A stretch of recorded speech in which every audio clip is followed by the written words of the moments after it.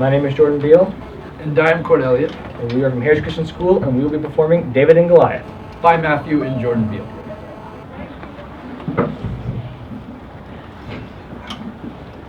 Hello, children, adolescents, and adults of varying scope of ages. Welcome to Fireside Chats with Loxley.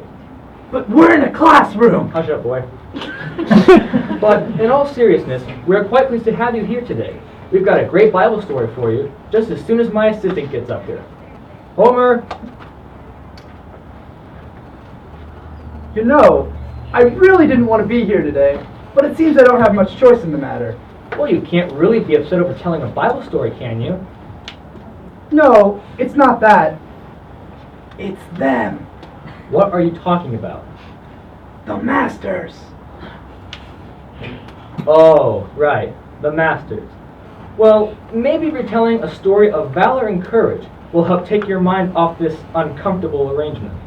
Very well then. What story are we telling? An old favorite, the story of David and Goliath. Oh boy, my favorite story.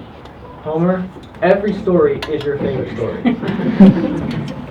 Well, yeah, but that's what the masters put in the script for me to say. Anyway, today's story takes place during a war between the Israelites and the Philistines. For several years, the Philistines have been invading Israel's lands. On this day in particular, they've met each other in the valley of Elah. However, there was a not-so-small problem. That wouldn't happen to be Goliath, would it? Indeed it was, Homer. Now, Goliath was a behemoth of a man, quite literally a giant. He stood almost 10 feet tall, and his spear was like a weaver's beam. Even his helmet weighed at least 15 pounds. Wow, I can't even lift 15 pounds, let alone hold it on my head. I know, right? Wait, you can't even lift 15 pounds? Do these arms look like they've been in a gym lately? Anyhow, as you can imagine, the Israelites were a little petrified of Goliath. Him being a giant and all, Goliath realized this and used this to his advantage. Every day, the Philistine would go out to taunt the Israelites and challenge their best warrior to face him in a 1-versus-1 fight. Not surprisingly, no one volunteered. Didn't this go on for a while? Like 3 whole days? Try more like 40 days. Oh, that's much worse. Exactly. And as you can imagine, King Saul was in a bit of a bind. No one would go out to fight Goliath, and the Israelites were stuck. But then, along came David. Only a boy named David, only a little brook. Homer! Focus. Sorry. Carry on. Thank you. Now, David, from most people's perspective, was just a little shepherd boy. So when he popped up at the Israelite camp with food for his brothers, no one really thought much of it, except for his brothers, of course. I bet his brothers were pretty happy to see all the food he brought. Actually, his oldest brother, Eliab, was livid. Beg pardon? Yes, you see, Eliab thought that David was just sneaking away to watch the battle, and he was none too pleased with that thought. David, on the other hand, had a much different goal on his mind. Just what might that be? Well, when David found out what Goliath had been doing for the past 40 days, he went right to King Saul and asked if he could fight Goliath. What? But that's not even a fair fight.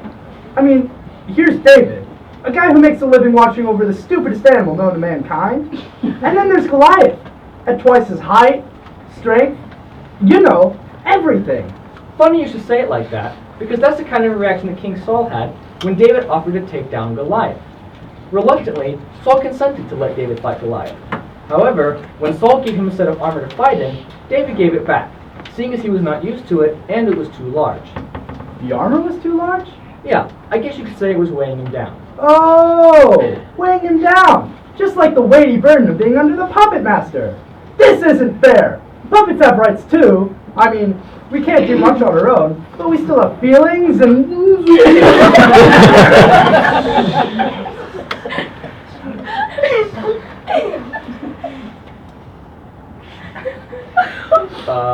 Is everything okay? Yep, carry on. Right. Anyway, forgoing the armor, David instead decided to arm himself with his sling and 5 smooth stones. And And what? Well, you can't expect me to believe that's all he was going to fight Goliath with. Well, that's all he took. Nothing else. What's he gonna do? Throw the stones to chase Goliath off the playground? In a manner of speaking, yes. When David came before Goliath, the giant couldn't believe what he saw. The Bible says he went so far as to say, "Am I a dog, that thou comest to me with staves?" He then proceeded to curse David by his false gods. Ooh, not a good plan there, buddy. No, not at all. David told him, "Thou comest to me with a spear, and with a shield, and with a sword, but I come to thee in the name of the Lord of hosts, the God of the armies of Israel, whom thou hast defied." He then proceeded to put a stone in the sling, and He turned the stones into bread because he was so hungry after 40 days of fasting. Homer, that's not even in the same testament. Oh. What he did do was put the stone in the sling, gave it a good whirl, and sent the stone flying, and hit Goliath right between the eyes. It hit him so hard, in fact, that it killed him. When the Philistines saw that the champion was dead, they fled, and the Israelites chased them out of Israel. That's one of the more unique ways I've heard of a battle won. Of course, there was more than just David at work here. God gave him the strength and courage to stand up to Goliath, even when no one else would. He was all alone from a human perspective, but God was on his side. Just like David, we all face our own giants in life, be they people or circumstances, and sometimes we find ourselves the only one to face the challenge. But with God, all things are possible.